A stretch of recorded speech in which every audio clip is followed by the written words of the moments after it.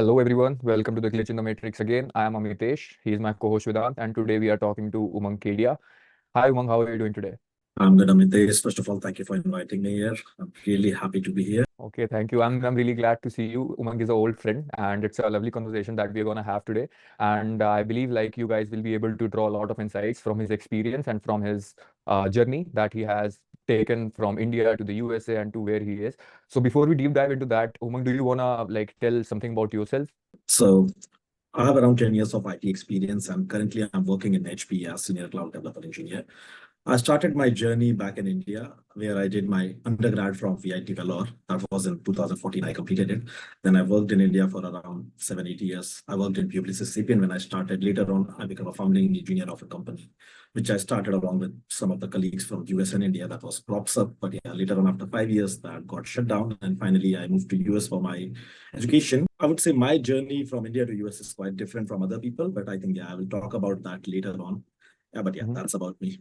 I remember when we were talking off camera, you told me that initially you were a developer and then you transitioned to a management role, and then again you transitioned into a developer role. So how was that journey, and what made you think that you would want to do something like that?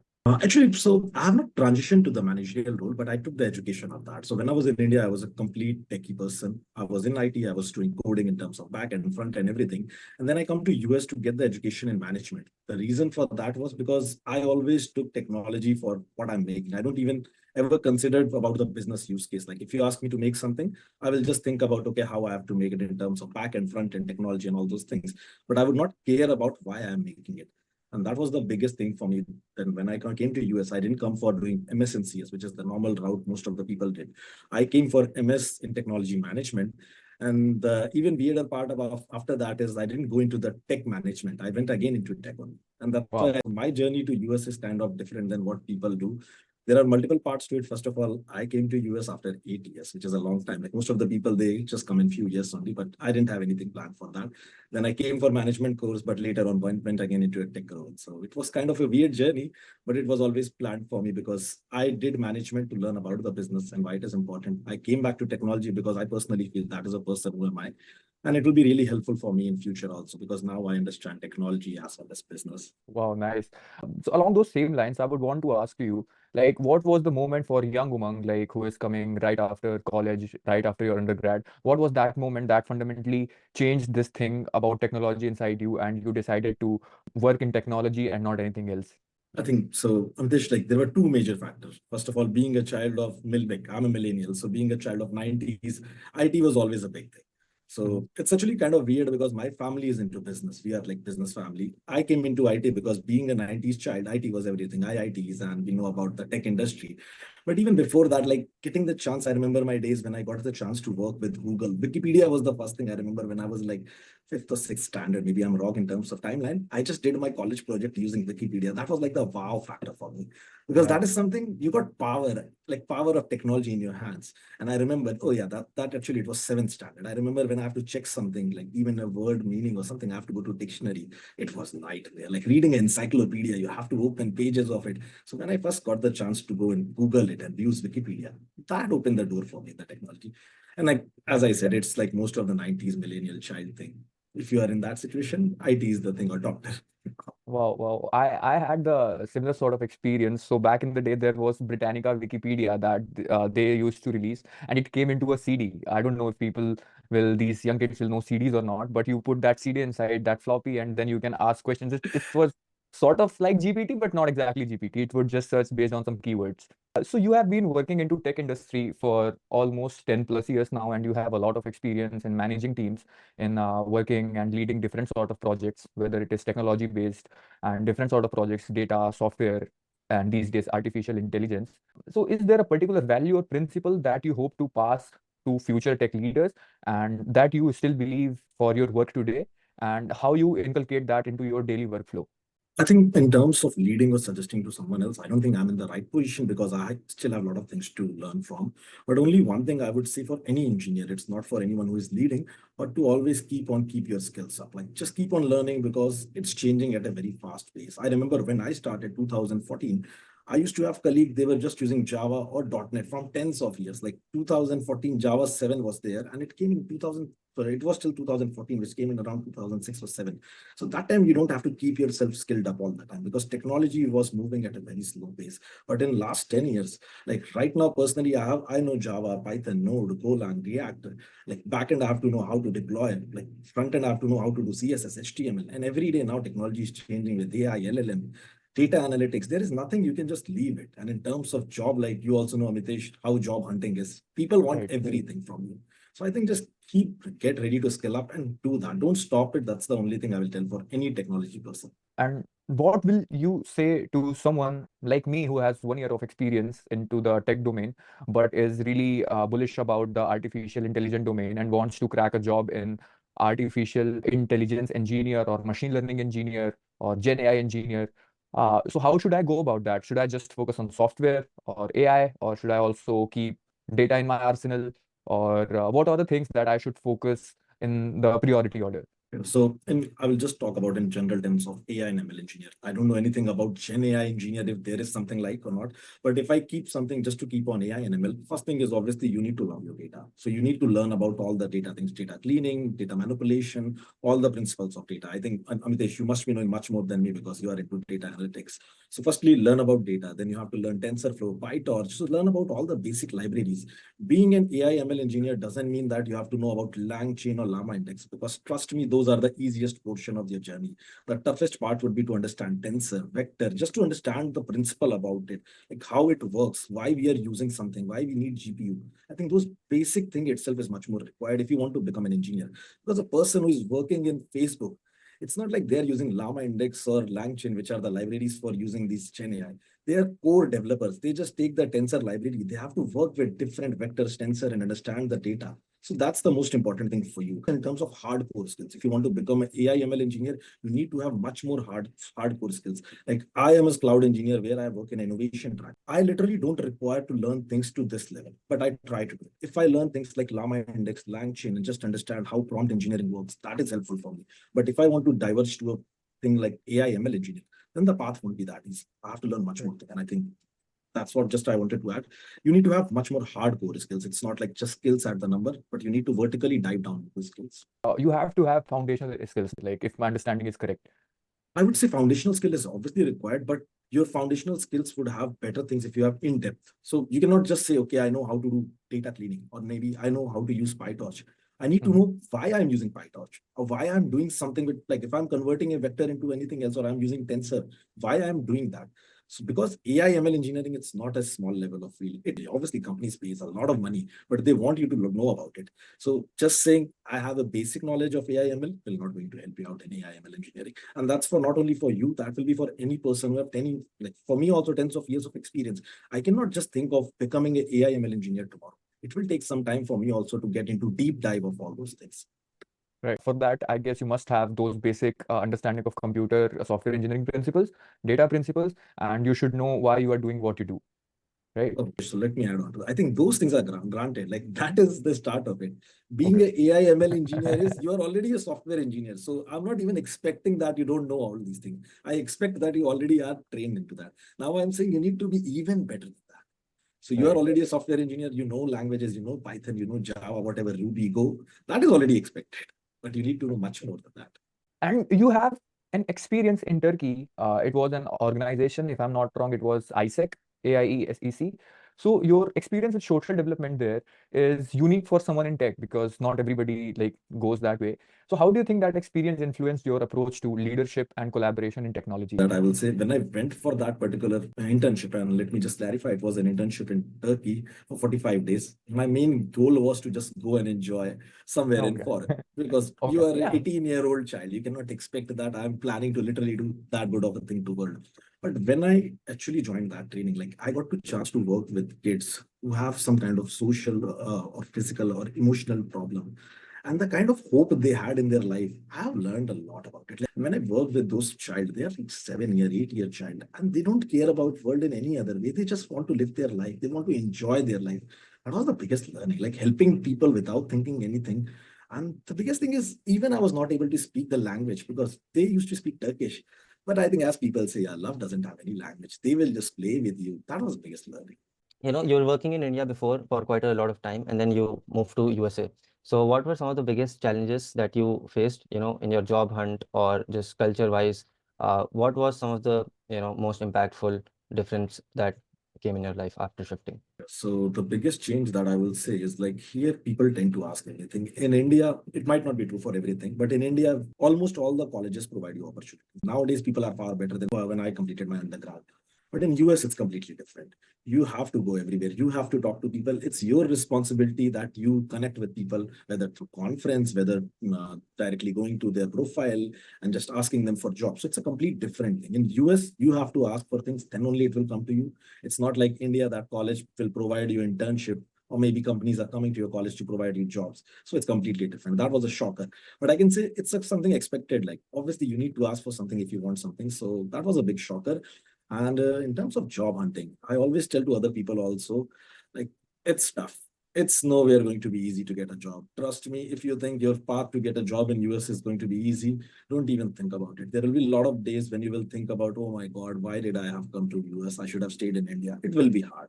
But one thing I will say, once you get a job, trust me, it's really best country. Like the things that will offer you, you're not going to get that in India easily. It's not like India doesn't have those things, but here the respect for your work, even like once you're working, you're earning money, those kind of thing has impact. Because in India, you are just working only, but here it's different thing. I think personally in HP, I'm working, I have impact on my team. And HP as a company is offering me something which in India I have not received. So how do you stand out, like for somebody looking for a job in such a competitive environment? There are 2 points to it. I will not say I have clear-cut answer because even my manager today also asked me like, okay, Umang, we have to hire people. I have to do shortlist. And trust me, there are hundreds of resumes. They are so good. Just saying that your resume is good or bad, it's not easy. And the biggest thing is like, you must have heard, whether it's get removed from the first round, like whether you are H1, F-com student or not. Those things are completely true. Like from HR, we get the resumes to see, then hiring manager will decide whether we want to go ahead or not. Now, in terms of making you stand out, first thing is you have to make sure that whatever you have written, you're putting a project for that. It's not like you have just put C, C++, or even data analytics, whatever, like SVM or anything you have put algorithm. You need to make sure that you're putting some kind of project for that. Because whenever we are looking, and I will say my hiring manager gives me some resume, I also tries to like what kind of project they have done. Because in an interview, I have 1 hour, and even just to shortlist for your resume, I need to make sure at least this guy have worked on something. So that's the first thing I would say. Whatever it's given in job, try to make sure that you have that in your resume, not as a keyword only. That is not going to make your resume stand out. Make sure you have done some project for that. It can be small project, it can be big project as part of co-op internship, but please have that in your resume. And as you talked about 2 things, I would just try to concatenate that. You talked about your own networking via different platforms, via going out. That's the best thing that you can do to yourself. That's a mind shift change that you felt from India to the USA. And second thing you talked about, since it's getting hard. So does these conferences help? And what are those conferences which help? And generally in USA, in like every big city, whether it's Chicago, Boston, LA, a lot of these conferences are happening. You should obviously take benefit of that. So what is the role of networking and how to network coming from a place like yourself who have like seen it and like you have passed it? So, Amitesh, I would answer that into 2 parts. Like attending these conferences, no doubt they are really helpful. You will be making network. So that's for sure. Even if you don't have skills, even if you don't have resume ready, please go for it. Because 2 things, you are going to meet recruiters, and second thing is you are going to meet people who are working into such area where you might not be having any idea. So that's for granted that you have to attend it. Second thing is just going to these conferences is not going to help you out. If you really need job, you need to make sure that you have some skills which these people need. Like I have seen conference, recruiter will come, and if you are talking about something which they need, trust me, they will just say, okay, just do one thing, drop your resume to this email ID. In a day or two, you will get a call. But the whole thing is, it's like you have to make them see that you have something which they need. Attend the conference for namesake, show them something. Like we were having an earlier conversation and you were talking about all this Crew AI, LangChain, Llama Index. So just think from a perspective, tomorrow in HP, if there is some opening, for sure, I know that I can put Amitesh for this job because I have seen that you have that knowledge. So that's what, go to these conferences, show them that you have idea. That is going to be a big impact. Then you don't have to worry about this LinkedIn or anything. If you have Right. people who know that you have these skills, trust me. Along with that, what's your take on dot-com boom and AI wave that we are having right now? I was having this discussion with my lead, and he has around 30 years of experience. Yeah. He was there when dot-com boom happened. He was there when Amazon just came into picture. I was listening to a podcast from my. So as per them, actually, it makes a lot of sense. This whole financial industry, they want quarter to quarterly result. And that's what it's not happening in terms of research. If you are working on some research project, it might take some more time. So in a way, if you think only from financial perspective, it was a bubble. But it good thing, it's not a bubble in actual sense. For internet to just come to this day, it took some time. Internet was the base thing. When we created Facebook, we created Amazon, then only the real meaning of internet came into picture. And today also with this Gen AI, the complete thing what happened. Like I work as a developer. I think that has changed my life personally. Like it has reduced my 40 to 50% of time. Even to write a mail, I can just ask ChatGPT or any LLM to write it. Even to make a program. Like I remember when earlier I have to write a code, it takes weeks to write a simple program. It's not like because it was difficult or easy. There were no resources. Now the thing is so many resources are there. You can just directly go to ChatGPT, ask it. You don't have to even go to Stack Overflow. Most of the time you can get the answer from there. And personally, I feel this is something I feel, I don't know, people may feel or not. 60% of the code which I have written in my life, it's repetitive. I'm just keep on writing the same thing in different platform, different languages. 40% of the time only I'm writing something new, which I've never written. So why not use ChatGPT to write it? So for sure, it's a big thing. It will take some time for everyone to understand the power of it. People are understanding it. We are seeing the changes in terms of technology development. Development life cycle has come down to 3 months, which was previously years. Now it has come down to 3 months. People just try to put out products. So it has created a big thing. It's good that it was a boom. It has come to bust in the last week by Intel and every other company, but it's not like it's a bad thing. It has to happen. Because when you put something on top of such a big thing and your expectation is too big, then it will Right. come down. So it's just correcting it. Wow. So that's really insightful. And I was watching a YouTube short or Instagram reel by Jensen Huang, who is the founder of NVIDIA, and he has a very different opinion. Like Sam Altman and every other tech founder was telling that you should learn to code. Coding is the new ABCD, and you should know at least how to code and write programs. But his take is completely different. He says that we as tech developers, we as software engineers, it's our job that we create a platform that you can talk to it into a natural language, English, Spanish, Hindi, and it will do the job for you. So I know we are not there yet, but you just mentioned that the 60% of code that you have written was repetitive, and so was the case with most of the developers. So that 40% is the thing that makes the difference, and that 40% requires your brain and your engineering skills. So where are we from what Jensen Huang said? And does that mean that a person who is coming from high school, who has just passed 10th grade, is as good a software developer as I was when I was finishing my undergrad? As I agree with Jensen, I don't think any developer, any person should need to become a developer. It's a good thing that they know about it, how it works, but just remembering any of the line or any of the keywords of different language doesn't make any sense. I think the main important thing is knowing about how to create it. So suppose let's take an example. We are trying to create a simple website, maybe e-commerce website. If you ask, there are platforms like Divine, you must have heard about it. In between, they were really big thing that they can remove the developers, they can write the code. It's not possible because e-commerce website need a lot of things from front end to back end to homepage to product listing to product details page to cart to checkout. Oh my God, there are a lot of things.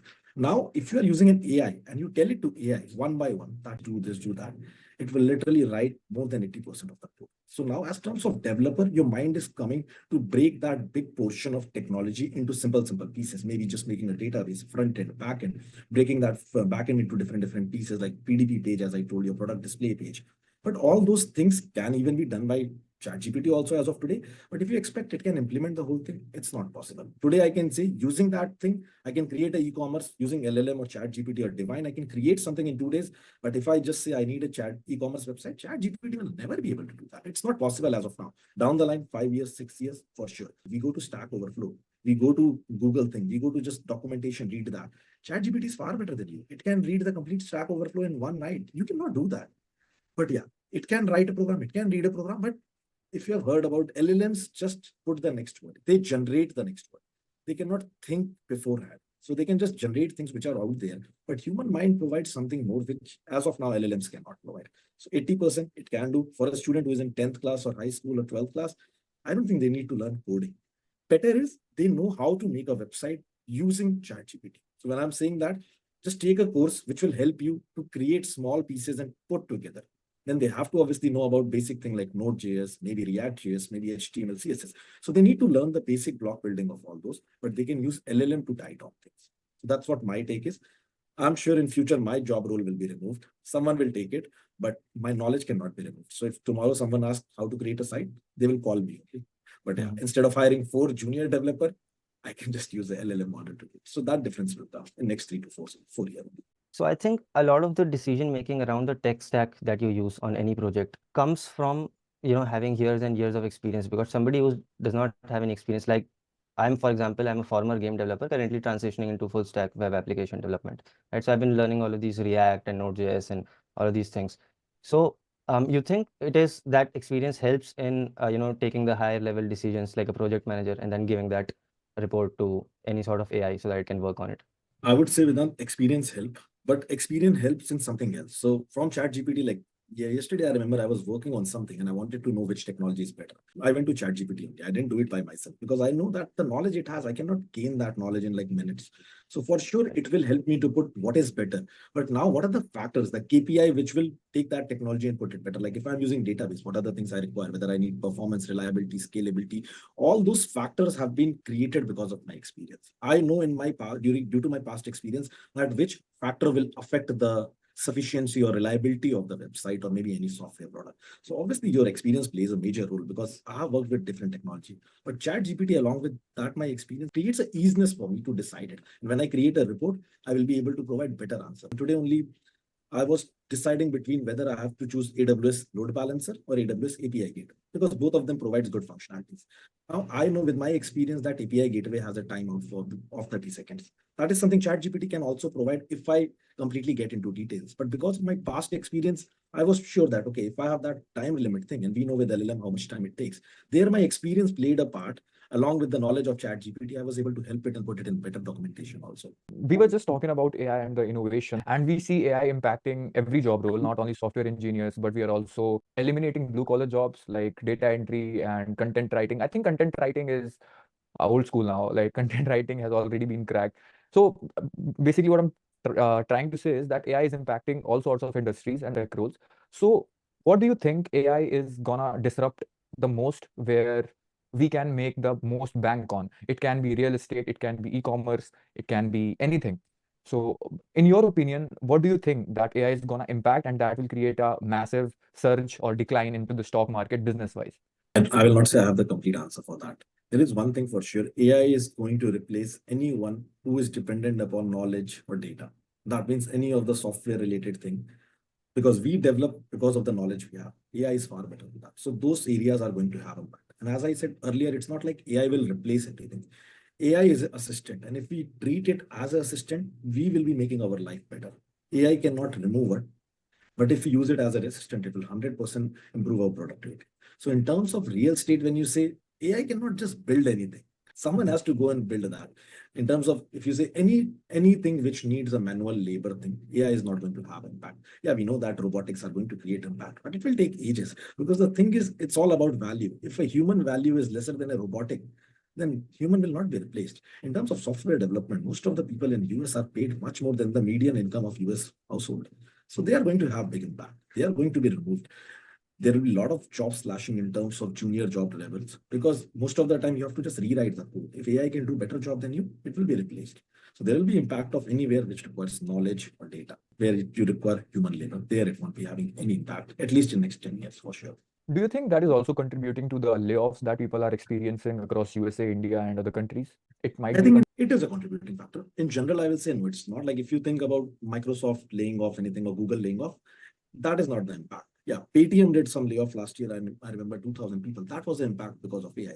And there is a clear set of distinction you can see. Like when someone is being hired by Microsoft, they are really good developer. AI cannot replace them. But when a person who is being hired by Paytm, they have different things. They are mostly into data feeding. So AI can do better job without any mistakes, without asking you for a hike or anything like that. So in that segment, there is a problem which AI created. But as any industry, Amitesh, if you are trying to come from that typewriter industry to computer, there will be some layoff. Now it's up to you that whether you want to be ready for that layoff and be prepared for the next stage, or you just want to leave it. So there are impact, but it's not like that everyone is just calling over because of AI. So many jobs are laid off. No, it's not like that for sure. Technology often promises to crack some of the problems that you are facing now, but it creates new ones as well. So with this question, I'm going towards the AI ethical side, like ethics of AI, like how are we going to use that? Because it's a great power, and with great power comes great responsibility. And you can always utilize this technology to do a lot of harm to the human race. So how do you personally reconcile the dual nature of technology, its potential for both uplift and disrupt society? So I would say, like, as you said, with AI, this whole concept have turned on the table. Like previously also, we understand that there was a problem of security or safe computing. We have seen the problem with blockchains when some of the blockchain had some issues. But with AI, I think this problem has reached to a next level. Now, when we are thinking about using AI, the problem is firstly about data breach, security. That comes first into the mind. Because as AI has so much of capability, the kind of problem it creates will be much more bigger.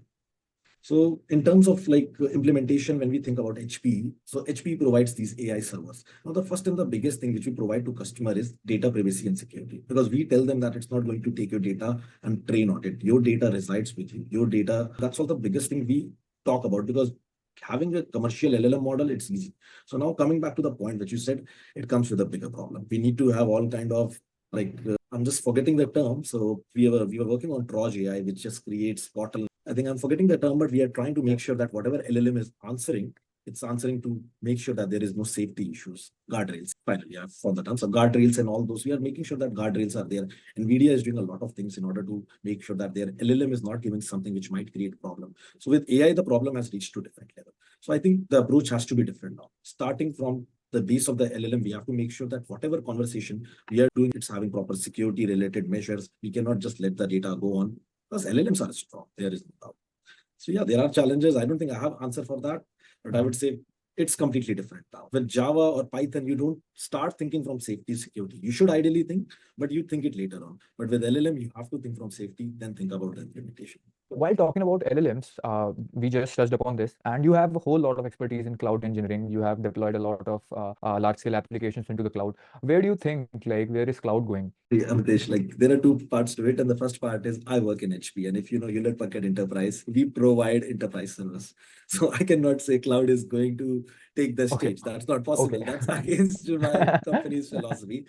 But yeah, there are two parts to it. So first part is cloud has really taken development to another scale, because putting a technology into cloud requires very less time and less cost also. We talk about capex and opex in a lot of terms in HP also.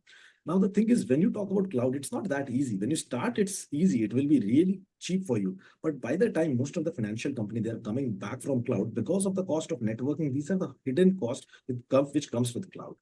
So cloud will make your life easier, but you have to make sure that your applications are cloud agnostic, so that you're not stuck upon with AWS or Azure or Google for that matter. But it have its own problem in terms of, first of all, expertise. I understand that you might say, okay, you need expertise in even bare metal, but in terms of cloud, the expertise is different, because here you have to take care of your VPCs, you have to take care of subnets, like the networking tool and everything, which in terms of other thing, bare metal service which you are hosting, it's different ball game. So here expertise is also different. Personally, I think cloud will grow. Along with that, the bare metal market or the colos related market will go. But the time of cloud growing, like even Microsoft Azure, they showed a decline from 32% to 29%, which is not too much.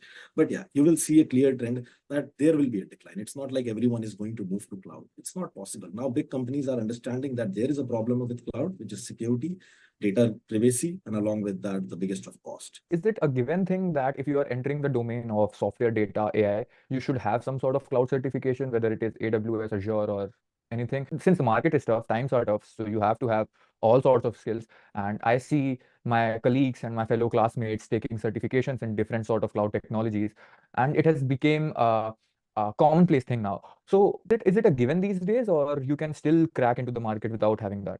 Amitesh, I would suggest having this knowledge is really good. Not only for your personal benefit, but when companies are trying to hire, most of the time we try to start with cloud because it's easy. It doesn't require a lot of capex. It's mostly opex related things, so it's easy. Now, putting that label that you know these technology, because putting in your resume AWS or Azure or Google, it's quite easy. Anyone can put that. But by putting that, you have taken a certification. There is no doubt. Personally, I would say even the interview which I got was because of my expertise in AWS, and that I put down by having a certification. So for me, it had an important thing in getting a job. And I think for everyone, I would say at least get some kind of basic certification. Maybe that is not an expertise level kind of thing, because Getting an architect level kind of AWS architect is not easy. It will take a lot of time. It will take a lot of years of experience also. But getting a basic certification will be really helpful for you. That is easy to get, and for companies also, you will be standing out. I think certification will help you out. Right. And Thank you even for at the end answering. of the day, just one more thing, Abhishek, even at the end of that, even if you're not going to get anything, you're not going to lose anything. First of all, you Yeah. will gain knowledge. And second of all, those certificates are for sure helpful. So don't worry about it. I think for you guys, please just take a certification, whatever makes more sense for you. Like AWS offers so many things, data related, architect related, software related. At least get a certification. Just want to go back to AI for a second. As AI systems become more and more advanced and they start to like mimic human emotions and patterns more and more, do you think we get to a point where we can say that AI has now figured out the creativity aspect of human consciousness? Or do you think is there something inherently different about humans that, machines can never replicate? When I used it, I thought, oh my God, we are done. There is no need for me. But I remember when I put that model using transformers in my system, or even for that, if you use Olam and just put a model into your own system, and you see everything, like at the end of the day, it's nothing. It's just crunching number. So saying that it will be able to mimic human, for sure, it will be able to mimic human, because at the end of the day, we also think about next word. That's what AI is doing. It's thinking about the next word, which we have generated and keep on passing. But human emotions are different. AI cannot mimic that. At least as of now, there is no way it can mimic. These are nothing but mathematical numbers, which are just created in the forms of weights and neurons. They don't have any emotional part to it. For me, talking to you, it's not only work, it's an emotion. It's a different thing. Like when I will think about it later in this stage of my life, it will be having some impact emotionally on me. AI doesn't have that. AI is just proper like numbers crunching on and producing a thing. So no, it is going to mimic human behavior in terms of producing responses, but it is not going to have any emotion, whatever you want. It's not possible. With that, moving ahead to the last part of our podcast, it's a rapid fire section. So I will be asking you a couple of rapid fire questions. You Yeah. can choose to answer in a word or 2 lines at max. So the first question is, what's the most underrated skill in your profession? And communication, I think like most of the tech people don't think about it, but it's the most important skill. Any developer or any person in the world should have. What's a code that you live by?